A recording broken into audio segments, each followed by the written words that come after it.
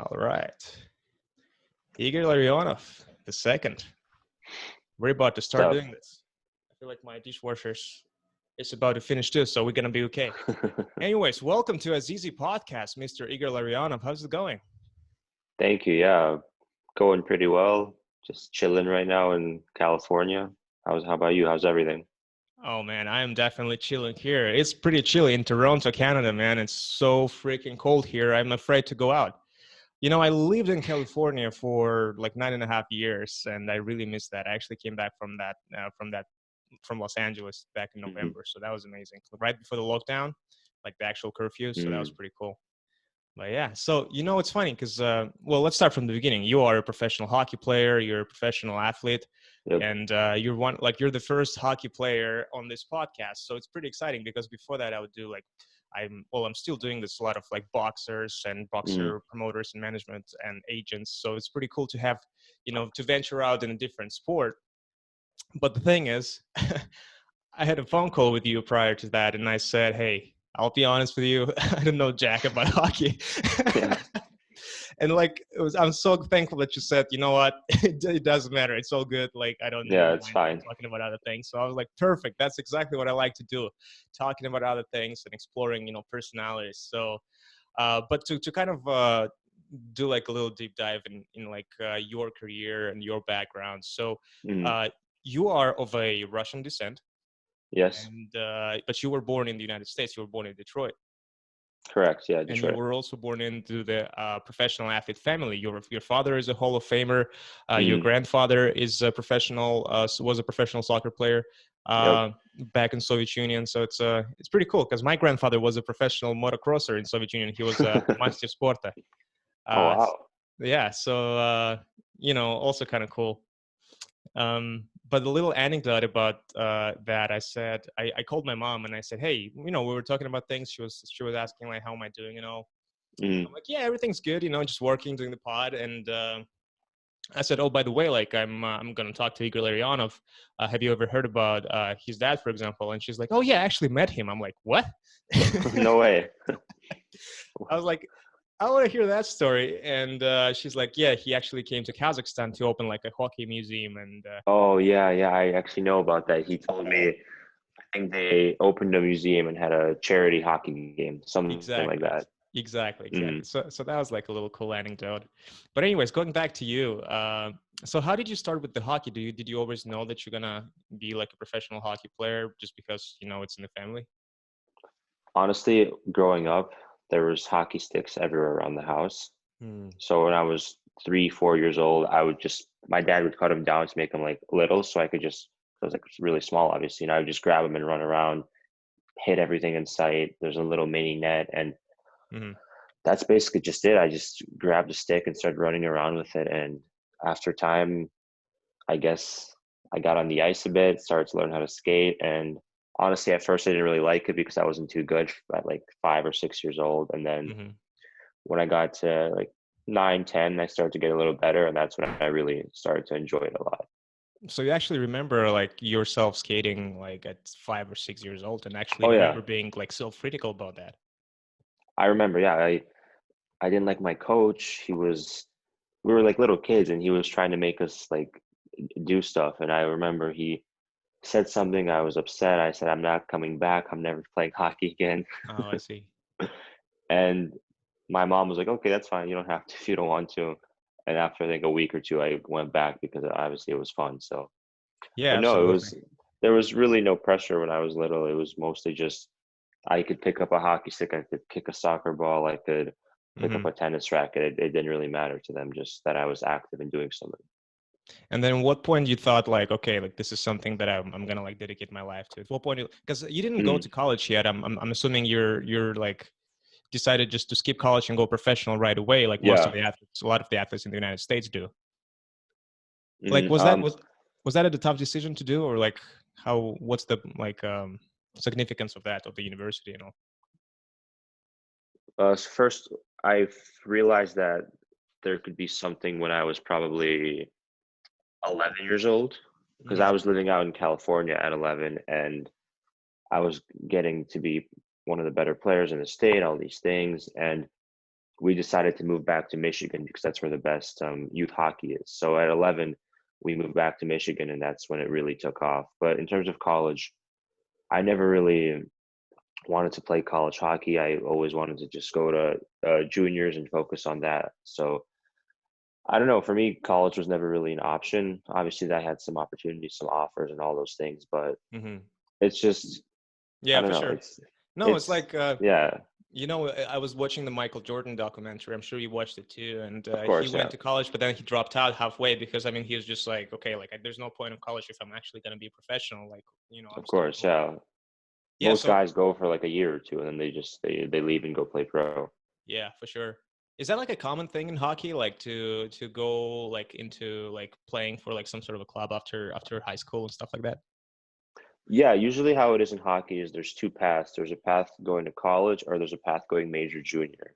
Hmm. Major junior is like leagues in Canada where technically you're not an amateur anymore. You get paid. So once you go there, you can't go to college. So I just went to the major junior route because it just, I don't know, it just was more appealing to me. And I always figured if things didn't work out, like afterwards, I could go to school and Uh-huh. get an education that way. But I mean, so far things are, going pretty well. Yeah. So I figured, Yeah, for sure, for I sure. guess it was Hey, a good choice. by the way, hockey, college hockey is in the United States is part of NCAA, right, as well? Yeah, NCAA, correct. Yeah. So, actually, question to you, a random question, Mm. not prepared, but I was always wondering about that. What do you think about like players not getting paid at all for playing? Honestly, I think it's not fair, especially if you look at college football or something where they draw in hundreds of thousands of people every Yeah, game, yeah, sell merchandise, sell food at the stadiums, have TV deals, and then these people are getting nothing. Like, where does the money go? That's what I want to know. Obviously, they spend a lot of money on building, I don't know, facilities, but even those facilities, a lot of it are sponsored by boosters and sponsored by sponsors. So yeah, yeah, at the end of the day, let's say University of Michigan has 114,000 come to every single college yeah. football game. Uh-huh. That's a lot of tickets sold. That's a lot of beer sold. That's a lot of, pretzels, hot dogs sold. Like, where does that Yeah, all go?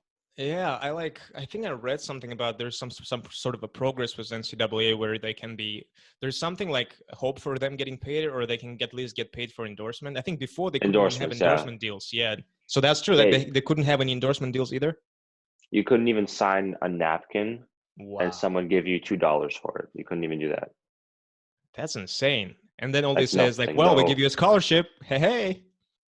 Yeah, that's the thing. Like a scholarship is how much does it really cost to give someone an education? I understand like a lot of people pay like $50,000 a year, but at the end of the day, if there's 30 people in the class and everyone pays $50,000, how much like where does that money go? The teacher's not making all that money. The Yeah, books, I mean, the books clearly shouldn't be that expensive if you can pull up a book on your computer. Like for that's why sure. I'm just thinking it's I don't know, it seems like it could all be way cheaper but it's just at the end of the day it's about making money. So that's why it is how Yeah. it is.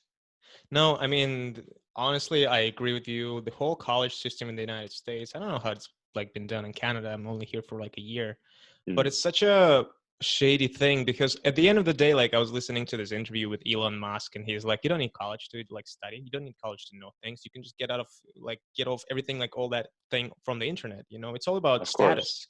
It's all Yeah. about, you know, checking how many courses can you do like within 4 years. And I honestly went through the system and I realized that too. There's nothing really that I can like get out of college. What do I remember? You know, like something like for Mm. sure some nutrition stuff. I remember I actually took classes like geography of surfing, took class like nutrition, like stuff like that. So those things I kind of remember, but like macroeconomics, microeconomics, I was like, well, what the hell? But I yeah, know man. it So doesn't make any sense. The only thing people leave college with usually is with a drinking problem and a lot of debt. oh man, that's so true. Although like there's some, you know, to be fair, there is some like I do like how United States work because you know, you have the Russian roots. I am from Kazakhstan. You know, we have Mm. some sort of like realization, knowledge of how things work in that part of town in terms of how a sportsman is getting developed. And unfortunately, like I'm gonna speak for Kazakhstan. The system is not very like developed. You know, Soviet Union was like a different story, but like Kazakhstan, Of for course, yeah. example, there's no such thing where like, oh, you play high school in high school and then you play versus other high school and then there's like a high school championship. And then after that, you're like, okay, then like colleges approach you and they try to like, recruit you to there for scholarships. And like, that's their like value proposition. And then colleges compete with each other, and then agents go and scout, and Yeah. all of that. So there's like the whole freaking hierarchy in the United States, or even in Canada probably, but there's no such thing in our part of the world. But then you see, for example, but it's funny how it works. But then you see a lot of Russian names in the hockey. So that's always like, I was like so surprised by that. Yeah, I mean the way everything's set up here is perfect in terms of like you play U8, U10, U12, U15, blah blah blah, like high school going up. Like I mean I think that's the perfect way of doing it, because there's enough teams, enough opportunity for everyone to play. But when you get to like those higher levels, sort of like a college or even juniors, that's when it becomes a little bit I don't want to say shady, but like there's a lot of players I know that have been good enough that never got an opportunity, and I'm not quite sure why. But so you'd say like politics involved and stuff like that? Of course, there's a lot of politics involved. It's especially in hockey, there's politics involved all the way down from when we were 12 or 11. But in those days, there was enough teams where everyone can have a spot and play at like the top league. Once you get to 16, 17, there's only I think 60 teams left, or like something like that at the highest level. Whereas there's some players that deserve a chance and they don't get them. So for sure, I think there could be a better system set up for even for like college sports, where almost like a system where a league slightly below where you can call people up, almost like that, where players can still have the opportunity to get a foot in the door. Because at the end of the day, a lot of people are really good and they never even have the opportunity just to step in, play a single game. Yeah, man, that's fascinating how the system works, and it's so cool that you know about this, because you have that real like inside, which I feel like maybe in the future you can like help a lot of people. If there's like Hopefully, an yeah. I mean, opportunity, yeah. I'd love to, just pass along some information that you could only know when you went through that, not from looking on the outside. Yeah.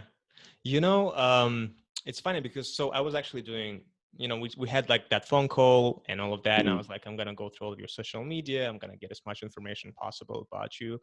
And I realized that you're actually, when the pandemic started, you actually did this little project, which I really appreciate, because I was doing a lot of like the same things, and I know how like frustrating it is. I know how hard it is. Everyone thinks it's so easy to just like do interviews, right? Everyone thinks it's easy to upload like video on freaking Instagram and stuff like that to make sure it looks good and stuff like that. So I actually appreciate a lot of things that you've done, especially like when everyone's going through crisis, everyone's like freaking out. So you're kind of like trying to like lighten the mood and talk to people. A little bit, yeah, a little bit. Yeah, so that was pretty cool. But like what I've learned from your so by the way, it was like all the small things. That was the show that you did, and it was pretty cool.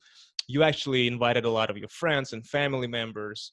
But what I was like, I got this cool insight, because again, I don't know anything about hockey, but I got this cool insight where all your friends, well, not all of your friends, but like a lot of those guys were also, from the former Soviet Union countries. One was born in Uzbekistan, one was from Russia. Yeah. And when that guy from Uzbekistan, I was like, yeah, man. Because, it's still Uzbekistan, Kazakhstan. It's kind of like weird. Yeah, it's close. Yeah, close. We go there. We go like visit that country as well. But anyway, but then I'm learning like, I feel like they were also, because I also had that sort of thing like, oh, they like get to the good level in Russia and then they get recruited from Russia to Western countries, right, to Canada, to United States. But then I'm learning like a lot of them actually been in the United States for a long time. They actually came as young kids and like studied there, so they gone through the whole American hierarchy of systems of like playing. Can you talk a little bit about that? How this is like what's the trend? The majority of your friends, is that what happened? Yeah, a lot of my friends, they're like second generation, so sort of like me. Their parents lived in the former Soviet Union, moved to the North America, and they basically grew up here their whole lives. I have a lot of friends like that, but also a hot like new trend for Russian families is they'll play hockey in Russia up until the age of like 13, 14. And then they'll move to either Detroit, Chicago, or Toronto. And they'll start playing youth hockey in Canada. That way, if you play 2 or 3 years, once you go to play juniors, you don't count as an import player. You count as a homegrown player. Oh, what's the difference? The difference is in ports, there's only 2 spots per team for Oh, I imports. see. I see. I see. Okay. And Okay. They're for gaming that homegrown, system, huh? exactly, yeah. So like technically they say I've lived here for 3, 4 years, that my parents live here, I've gone to school here, I Right. moved Right. here, I'm applying for citizenship, and they allow them to be as a homegrown player, which that way there's a lot more guys that can be on the Russian guys that can be on the team. So Yeah. Yeah. I think That's that's a like, pretty cool, because obviously otherwise they might not get the opportunity to ever play here or experience that. yeah, that's like, I wish colleges did the same thing for tuition, to be honest. But like for tax purposes, for example, in the United States, if you've been in the United States for like 5 years, then you're like, for tax purposes, you're a resident, so you don't have to, or you Hmm. actually have to pay more tax. Anyways, but yeah, I totally get it. Like it's interesting. But what was I gonna say? Ah, hell, I forgot. It's all Um, good. no, yeah, I was just wondering. Oh, here it is. This is a question from my boss, because I told him I'm Mm. talking to you. Shout out to Greg Fitzgerald, by the way. He's like, I'm wondering, because you have some experience in Russia as well, what would you say the main difference between, like, kind of like, give me some points between training in Russia, like the Russian traditional, like, camp and all of that, versus the Western Hmm. United States and Canada? What do you think are like, oh, like right in your face, like that's different. We don't do that. We do that. A lot, almost everything. In North America, honestly, training camp is one hard day where you do like all the physical testing, and then it'll be like a practice and then a scrimmage at the end of the day, maybe like a workout, and that lasts 3, 4 days. In Russia, it lasts almost 2 months, and you train 6, 7 times a day. Mm-hmm. And those training sessions, they're not really like trying to get you better. They're just trying to see if you can survive. Mm. And every year, a lot of people get injured. So like 2 years ago, when I was at training camp, we had 16 guys get injured at training camp. Mm-hmm. Whereas I feel like here it's a lot more of injury prevention.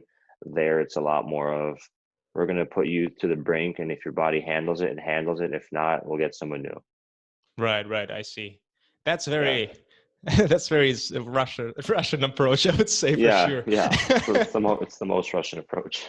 Taking like starting from the very beginning of like World War II, I would say. Yeah, it's like, what's his name, the guy from Rocky. If he dies, he dies. It's the same Ivan approach. Drago. Yeah, Yeah. man. Where you go? Like this, that's the boxing reference. You know your Oh audience, yeah. man. You know Oh your yeah. crowd for sure. Do you watch any boxing, by the way, at all? Honestly, I really haven't seen much boxing, because I really don't know like where to even find it. Like I feel like all the major things are like pay-per-view, and I just find that so difficult to like the approach of that. It's whereas like regular sports, you just flip on the TV and you find it. Boxing, you have to like go out of your way to find it. Yeah, And man. It's tough. honestly, that's like, as for in terms of marketing, maybe you're not making as much money from like ticket sales, but Hmm. like it's harder to grow an audience, I think, because no one's just going to be flipping by, see the boxing Yeah, on, and be like, yeah. oh wow, this is kind of interesting. They might watch the next one. Here, you have to know exactly what you're looking for, and Hmm. a lot of the times, like if it's like really late or something, or there's like a big fight, like to be honest, the last highlights of a boxing match that I've seen were probably Mike Tyson or like Logan Paul or something like that. Yeah, man, that's the huge debate right now, whether Logan Paul or Jake Paul, whether like they're good for boxing or bad for boxing. A lot of like Mm, boxing hardcore fans, they're like, "Oh, he's ruining the sport," but it's like, yeah, man, but so many people, like, here's like your example, actually getting yeah. interested in the sport and seeing how it works. But it's funny because there's like a boxing hockey connection. The best boxer coming out of former Soviet Union country, especially coming from Kazakhstan, is Mm, Gennady Triple G Golovkin, and yep. he's definitely the one of like the biggest commercial success in terms of boxing in the United States and in the world. But Mm, he's also a huge fan of hockey. Like he even like your father and him, like they follow each other on Instagram, like stuff like yeah. that. And I think he always goes to like Los Angeles LA Kings game and all of that. But that's so funny, like that's their connection as well.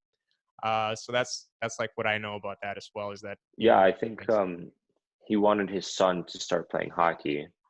Oh yeah, yeah. So I think he had a phone call with my dad or a text conversation where he asked a bunch of questions about hockey, and that's basically how they know each other.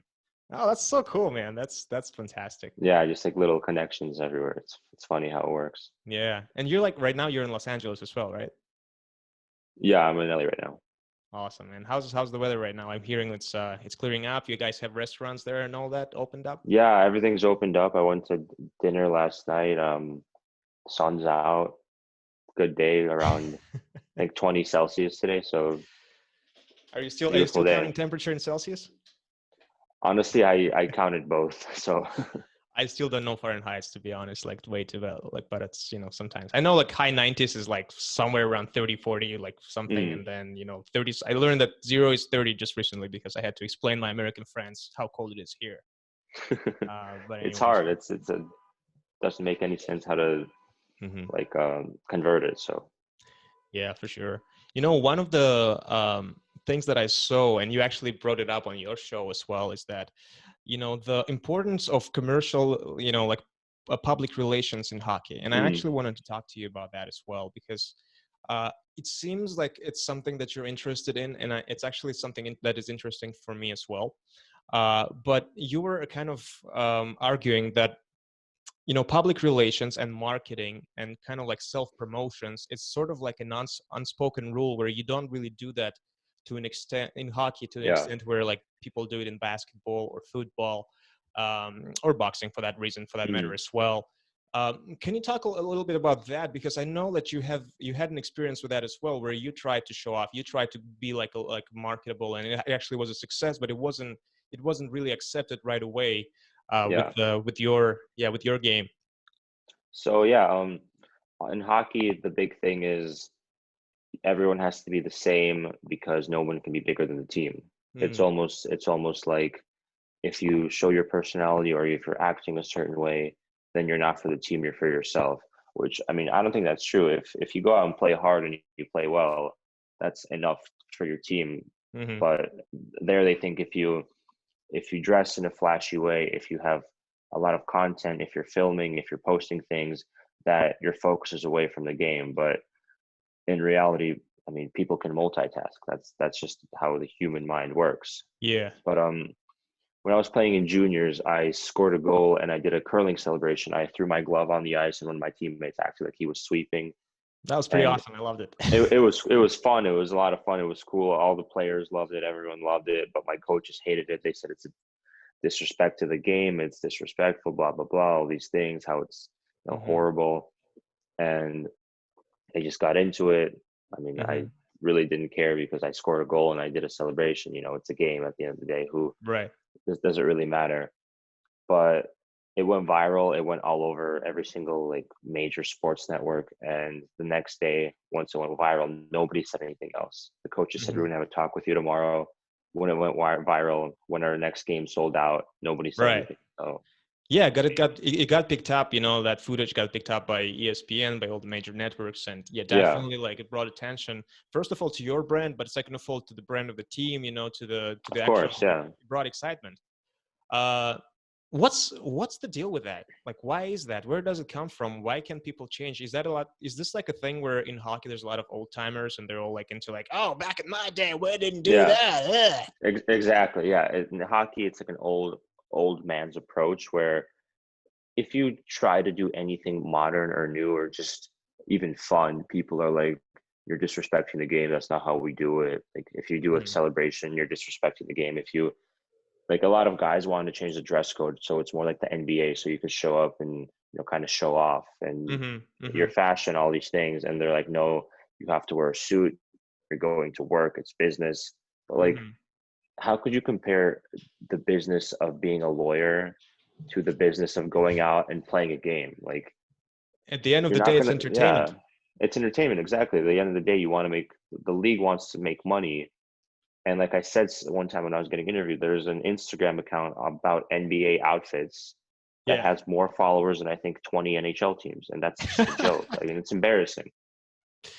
Hey, what's gonna happen if you'll be like rebel about it? If you'll say, you know what, screw this, I'm gonna do my own thing. Are they gonna like, just do like a disciplinary action? There's also actual like bylaws you have to obey for certain dress code, or it's gonna be like unspoken, like we're gonna blacklist this guy.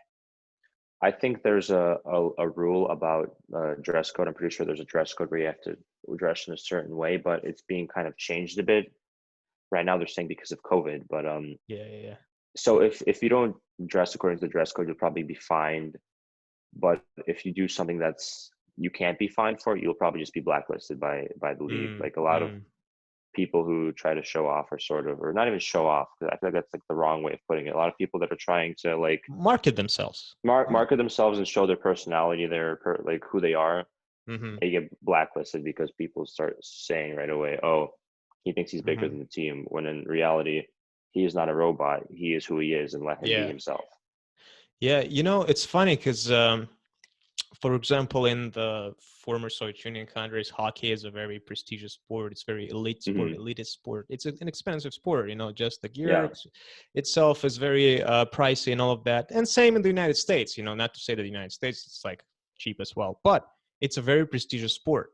However, I know, like living in the United States, there's always this weird kind of hockey country, hockey Hmm. states or something like that. It's always kind of like, oh, I love your Yeah. cup of tea. It's really classy, man. From the 90s, straight from the 90s. Yeah, man. With the like hand painted stuff on it.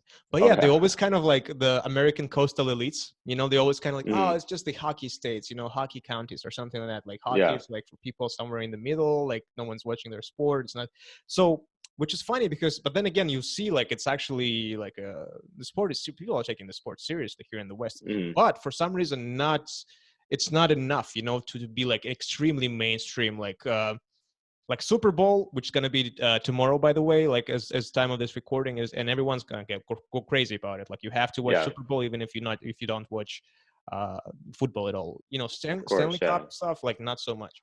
Although everyone saw Ovechkin celebration a couple of years ago where he was like, you know, wielding that cup, you know, all over the world. Yeah. Yeah. Falling asleep in fountains and drinking beer through a t-shirt.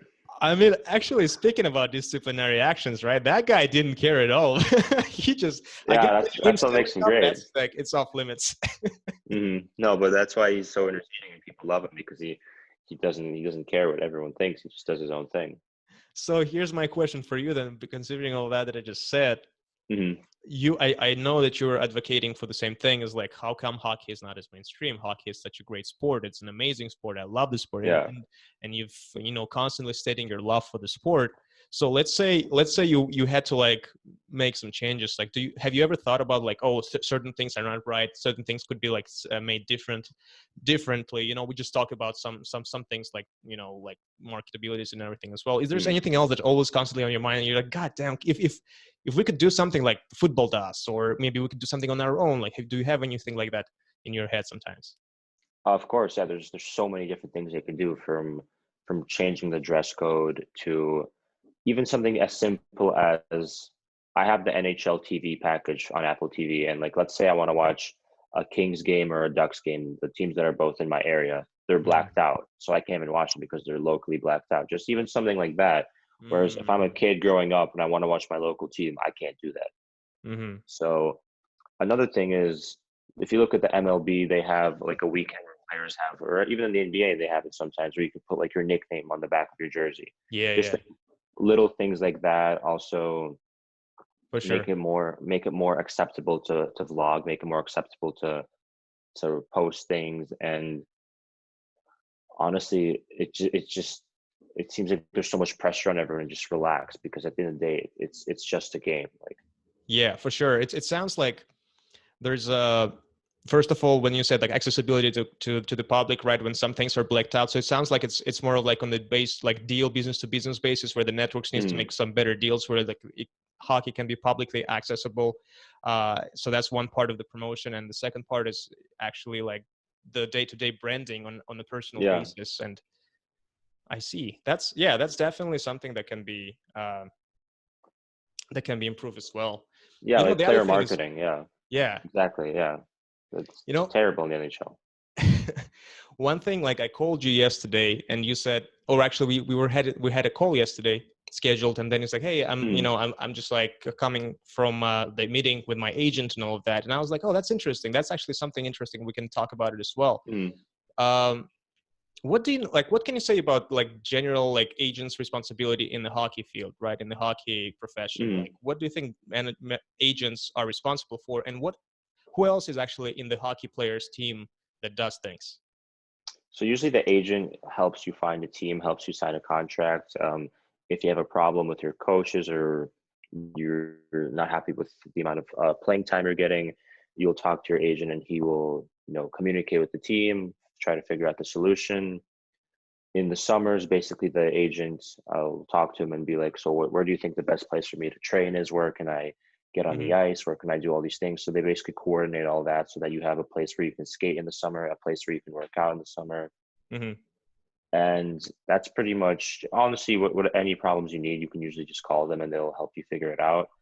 Another very important person is your strength and conditioning coach. So someone Mm-hmm. who you trust, someone who trains you throughout the summer, because that's honestly the number one time where people get better, they get stronger. So in the Yeah, summer, you need to have a very top notch strength and conditioning coach. And then the rest is probably like a massage therapist you see once a week, a chiropractor, like those mm-hmm. types of things, Mm-hmm. just maintenance on the body after a week of working out, a week of skating. And there's really not that many people that go into it, but I'd say those four people are probably the most important because the agent just takes care of all of the paperwork, all of the Mm-hmm. logistics. Mm-hmm. The strength coach works on your body, and then the physical therapist or massage therapist or chiropractor, they fix up the body after wear and For tear. sure. Yeah, the reason I'm asking is that it sounds like agent in hockey is, and probably in the rest of the sports like NFL and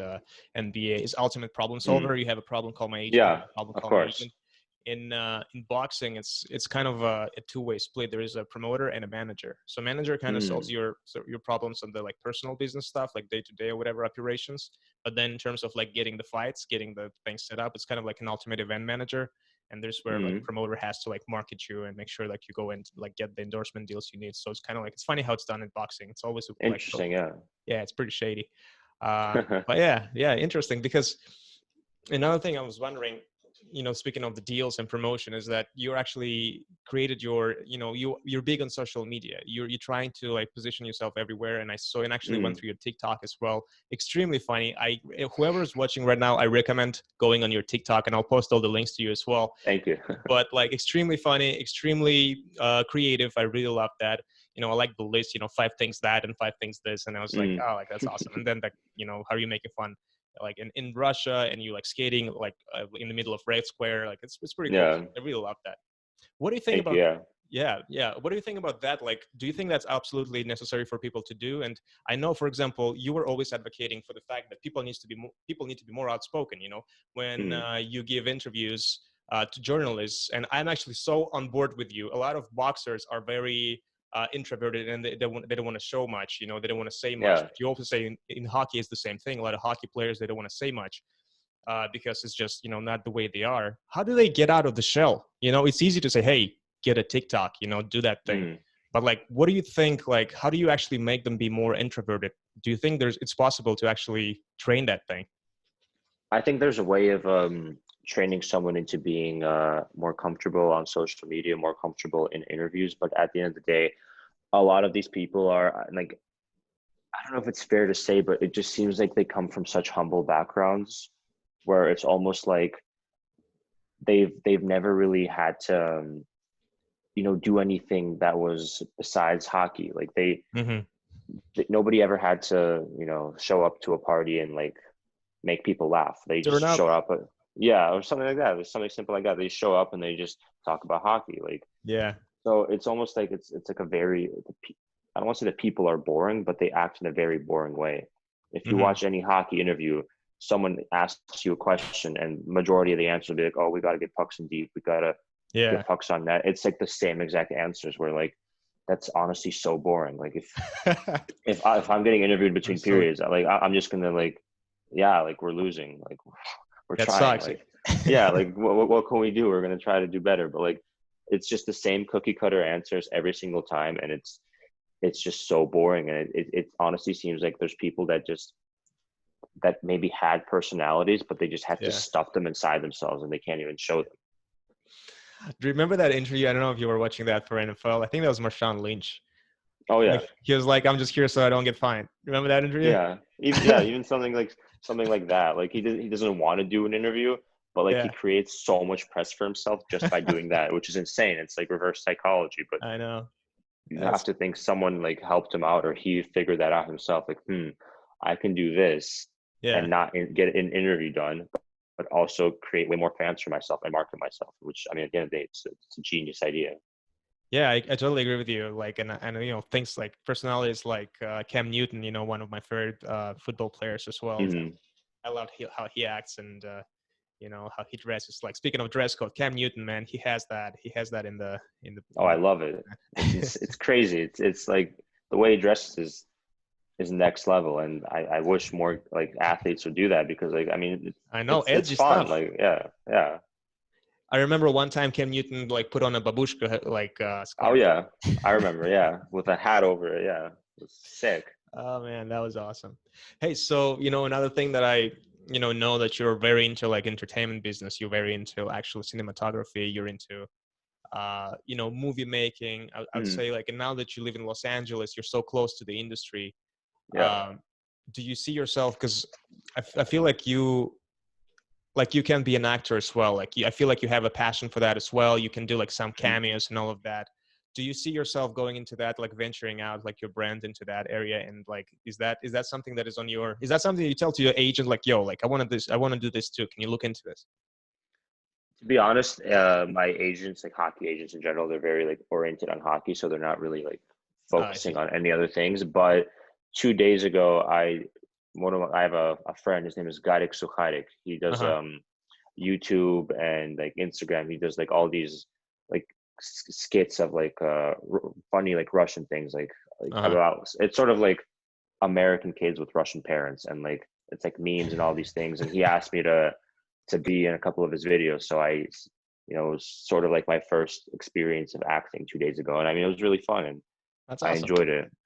But no, I mean, I'm up for anything. I'm willing to try anything, and Yeah, I think it's fun. I enjoy it. So I definitely absolutely. love to Yeah, I do feel more of like, that. especially after watching your show, first of all, and I complimented you that before, like even like was taking interviews, which is so foreign. Like I honestly, like I don't know other athletes just like, oh, well, there are probably some, but like you just did that right away and you started asking Hmm. questions and you had like a good strategy about that. You had like those questions prepared, and then you adjusted, based on the person that you speak to. But at the same time, you like were so confident. Like because I know for the fact that some people are getting frightened when they're getting like the mic and they try to talk to other people. Yeah, So no, a that lot was of a pretty people cool thing. freeze up.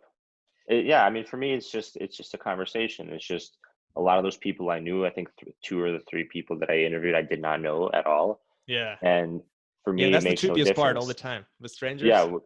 this when you don't know someone, I honestly feel like it's just the best way is I didn't talk to any of the people that I didn't know beforehand, because I wanted to make it as authentic as possible. Yeah. So when I talked to them, it was honestly like a genuine introduction. Like, I would ask, tell me about yourself and tell me about your career, because honestly, I've done some research, but I don't want to, Yeah. know your whole life story. So that's basically how I approached it. And I don't know, it just the whole thing for me was to make it kind of like fun, easygoing, and Hmm. it's just the worst part was the editing. The editing took forever. I know. That's what I'm saying. I so appreciate what you've done because it's so hard, Yeah, man. It's so hard. it's forever. Yeah. I was doing subtitles for a boxer that I'm helping out. I was doing some interviews with him back in November, and now I decided to put some English subtitles on because I was in Mm. Russian, and I was doing that shit like until 2 a.m. yesterday. And then at the end of the day, everything kind of like moved for 3 seconds, and now I have to like spend all day to actually Oh, moving around, shifting all that things around. So, yeah, I it's just get the it, man. worst. It's the But worst. yeah, it's the worst, man. But I wanted to ask you. So you did interviews with family members as well, and Mm. so I had this idea for the longest time, and I still want to like execute that. Like when I go back to Kazakhstan, I want to interview all my family. I want to like interview my grandpa, my grandma, my father, and my mother, my sister as Mm. well, just to have that for the history, like the interaction with Of family course. members. Yeah. But here's the thing, like I don't know. My father and I, we're sort of on a very official basis. We don't have that little lyrical, like "oh, love you" and stuff like that. We Mm. never say that thing. So it's all like we love each other a lot, but it's very like Yeah. kind of like Spartan love. Of course. Uh, Yeah. yeah, yeah. And so I saw your interview with your dad, and forget about the fact that your dad is famous and all of that, but just he's just your dad. Like how was that talking to your dad like this? Like was that kind of weird for you? Was that hard for you to talk to your dad? Because I'm planning to do that with my dad, and I have no idea Mm. how to do that like in actual like school radio way. Yeah, it was kind of different because we typically speak in Russian, so we Yeah, did the interview in English, so that was already weird because I don't think we ever talk that much English between one another, which yeah, was kind of interesting. Which honestly made it easier for me because it wasn't like a regular conversation. yeah, Whereas if it was a regular conversation, I'd be speaking in Russian, it'd be completely different. yeah. In I know what you're saying. English, it was totally different, the format, and for me, that made it more like an interview and less like a conversation, which made it a lot easier for me. But I mean, he's a professional. He's He's done done like so many. thousands of it. He's Yeah, thousands of them. So like, he's an easy person to talk to. You give him one topic and he'll talk about it for half an hour, and it's just yeah. that's the easiest when you start talking about someone, and then midway through his like what he's telling, I'll just jump in and ask a question, or Hmm. he'll bring something up and I'll talk about that. So Yeah, man. honestly, that's the best type of advice I can give you when interviewing like a relative is kind of try to take the approach of not talking like father to son, but sort of like interviewer to interviewee, because if it's father to son, it sometimes gets a little bit too personal, I feel like. Hmm. And this Hmm. way you can kind of like keep a distance and control things is how I tried to do it when I did mine. Totally. And you know, I so understand what you're saying. Like when you speak in Russian, I actually did the whole podcast on that like previously, is that when I speak in Russian, all of a sudden I'm a different guy. Like Hmm. when I speak in English, it's kind of like a performance for me. Like I pretend to Yeah. be another guy. Like that's not really me. I'm just like being like this American kid. Like whatever I learned, like how to act within the society. Like that's what I do. But then like Hmm. when things are in Russian, especially like going from Kazakhstan, it's just like totally different person. I'm not saying like I'm sort of a cold guy or anything, but it's just more. There's more I can say. There's more I can share. Like it's a little bit too personable. But yes, I totally get it. Yeah. Unfortunately, my father doesn't speak English, so we'll have to do Oh it in no. Russian. Yeah, yeah. But it should be cool. I feel like for the history, it should be awesome. Yeah, I mean, it's definitely cool talking to like someone so close to you, and it's just one of those things where you can even look back and share with like your kids, their kids, and you'll always have it with you. Yeah, for sure. And I also enjoyed the interview with your sister. She seems like a very interesting personality as well. She has Hmm. her own enterprise going, so I'll definitely check that out. It was pretty Yeah, awesome. she's So doing a lot. Yeah, yeah, so she's overall, cool. yeah, she's in Russia right now as well, right? Yeah, she is right now. She just left LA for Russia. That's awesome. That's you know, it's always a cool experience when you grow up in the United States and then you go back to your roots and you like Yeah, rediscover where you absolutely. come from. That's like I know a lot of people who've done that, so it's pretty cool. But yeah, so tell me a little bit before we kind of go to our conclusion. Tell me a little bit about your Hmm. day. Like I know that you have like a very strict diet. You're big on like greens and Hmm. you big on. Do you eat meat at all? I eat meat. Yeah, I don't eat gluten. I don't eat dairy, and I try to avoid sugar. So would you say you're like a keto diet is your thing? Kind of. That's about as similar as it gets to that. Yeah. Yeah, that's what I'm trying to do. Like, so what do you usually have for like for breakfast, lunch, and dinner? Usually for breakfast, I'll have like two scrambled eggs, Hmm. a salad, some olives, and some. I buy these like organic breakfast sausages made out of turkey from the Hmm. grocery store. You just put them in the microwave and you heat them up. Then for lunch, typically another salad, but this time we'll have some grilled chicken in it and maybe a soup or something. Depends. Hmm. Like, always love a good bowl of borscht for lunch. Nice. Yeah, yeah. I miss that, And man. for dinner, either steak, chicken, or fish with a salad and with sweet potato on the side or some kind of vegetable, and that's pretty much how I eat. That's awesome, man. And like during the off seasons, do you work out at all? Usually every day, like in the off season, usually I'll start at the early stages 3 times a week, and then once you get closer to the season, like Uh, four times a week. and do you usually work with machines or more of like with your own body, like push-ups and plank stances? Both. It depends on the day. Like the place that I go to, we usually work Monday, Tuesday, Thursday, Friday. Monday will be arms, Tuesday legs, Uh-huh. Thursday arms, Friday legs, and it depends on your program.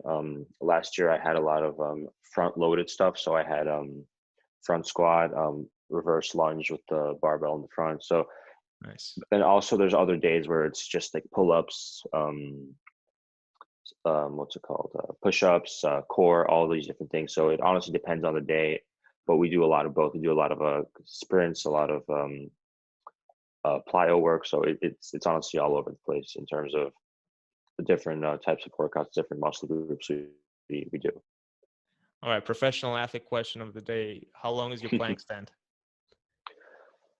It's a good question. I haven't held. Actually, we in Russia we had to do this crazy thing with our coach, and I think we had to hold it for 8 or 9 minutes. Which was that? But we Which had to one? do we did a plank, and then you'd have to every minute go like open up for 30 seconds, open up 30 seconds, then go for a minute straight. And we did 8 sets of that, and you couldn't put your knees down. You had to stand there. So I think all in total, it was 8 or 9 minutes of holding it. I actually remembered something, and that's something I usually don't tell people because I never like adopted that. But I went like with one of my relatives is actually my grandpa's son. He's like a hockey player as well in Kazakhstan. But like when we were kids, like I would go to like a camp with him or whatever and just chill with them. I wouldn't really train. But one of the exercises that really would kill me forever is this one. Hold on, I'll try to show you. So you have to like be like at the wall. And you Oh yeah. do this for like forever, and that's like the most freaking punishing exercise ever. And that's like done this all the time. That's their like go-to exercise. Yeah, we did that in Russia too. I never did that in North America, but when I went to Russia, we did that. We had to have like a plate on our knees, and then we had a ball. We had to move it to the next guy, move it to the next guy. I had to go through the entire team back, I think 3 or 4 times. For sure, man. So after we finish this interview, what's next for you today? What are you gonna do? Honestly, I'll probably go to the pool. Nice. Yeah, you look a little suntan. I see a little like suntan on you. Yeah, yesterday I went out and just chilled by the pool for like 3 hours, and For sure, man. That's awesome. it was fun. Yeah, I was like being in the sun because so many sports are outdoors a Bro, it's lot, and vitamin D. hockey You you're gotta always get inside. this. You gotta get this. It's It's vitamin D. healthy, yeah. It's super healthy for you, and that's why I just whenever I have the opportunity, I just love being in the sun. It's good for you. It makes you feel good. I don't know. It's just the For sure, best. man. Isn't that crazy that throughout all of our interview we haven't mentioned the pandemic once? I know. So there you go. This is your like the public services announcement. Like we're still in the pandemic, we're still in the lockdown. Although like, Yeah, everything's opened up in Los Angeles, so that's pretty cool. You know yeah, what? it's nice. Yeah, I miss going to restaurants, and yesterday was fun going to restaurants again. Well, I'm pretty jealous because not only it's cold here, it's everything's closed in Toronto too. So we're literally like just It's terrible. it's terrible, man. I'm waiting for the things for open up, but whatever. I'll do whatever they want me to do. I'll just sit at home and wait and get my pizza. Who cares? But one of the questions that I really like about your show, like one of the questions that you do is like if I haven't asked you something that you wanted me to ask, like what would it be? And I was like, damn, that's such a cheat question, like it's like, oh, like it's like the person wanted to talk about or something, but we never get a broader chance. So I'll give you that opportunity. But if you think like we've covered a lot of things, we could go. But if there's something that you want to add, like I'd love to discuss that. How about I'll flip that around to you. And is there anything you wanted to talk about that we haven't been able to talk about yet? I feel like here's the thing, like real talk. I feel like this is basically our first long-term conversation, right? So it's it's kind of like when you're just getting familiar with the person or anything like that. I feel like we've covered for the first time. We've covered a lot of cool things that I wanted to ask you. I honestly, like real talk, what I have a feeling about is that you have so much more to say, but like I just need to make sure like I ask the right questions. And then you can like open up more and more and more. Like as an interviewer, I have this experience, and it would be so cool to do that. But I feel like it takes time for you to get comfortable with me as well. Even though you gave me so much cool information, so I'm already excited to like post the whole thing and edit the whole thing. But I feel like there's so much more we can talk about. We just need to like get into more things. So maybe like we can do. I mean, like ask me whatever. I'll answer anything. That's how I look at things. I have nothing to hide. Well, how about this? When is the next time you're gonna go to Russia? Just curious. Oh man. So I'll basically give a quick story on that. I was playing in Russia this season, and then I had COVID, and after that, I had some like kind of like complications where whenever I'd start training, my heart rate would go up to an insane amount. And because of that, I basically, shut down for the season because there was only like a month left, Mm. just to be safe, because Yeah, you never want to risk it with something like this. for So sure. basically right now my off season has technically already started, and next season I want to play in North America, somewhere here. So Mm-hmm. honestly, going to Russia, it's not really You know, on the, yeah, yeah, I don't really know. not the It's not best time for even, that, for sure, for sure. yeah, it's not on the cards right now. It's basically, I don't know when, and if things work out, probably not for a while, which I mean, Yeah, yeah, for sure, for sure. I mean, yeah. that's fair. I mean, we're in a crazy world. Like, I was gonna go to Kazakhstan in March. Like, Mhm. it's funny because I texted to at work already. I was like, yo, I need to get this vacation. And then our Prime Minister Justin Trudeau basically says, if you leave Canada right now, for you to come back, you have to rent a hotel for 3 days in quarantine, take a test at the airport, quarantine at the hotel, and you have to pay for that hotel, and everything will cost you around $2,000 on, like, Wow. and you have to pay for everything. And if you're gonna test positive with COVID, we're gonna we're gonna force you to go to the hospital for 2 weeks, and you have to Wow. spend all the time there. So I was like, should I just do it right now, or should I wait until like maybe at least April or May, because this is like sounds a little bit crazy. So I decided to postpone Yeah. that whole thing as well.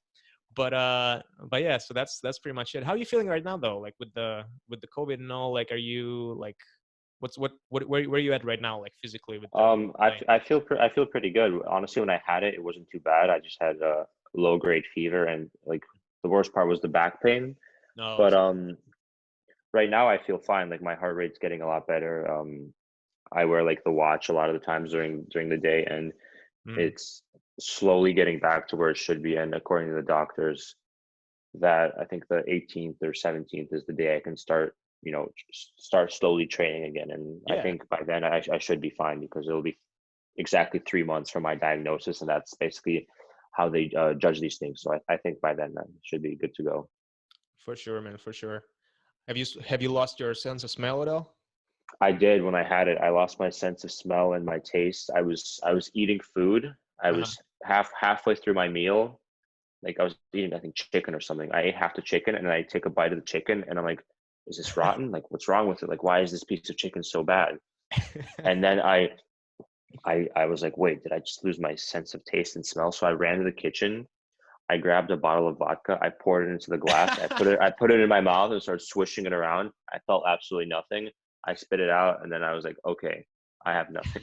That's the most Russian thing to do. When in doubt, start swishing Yeah. vodka in your Yeah. mouth.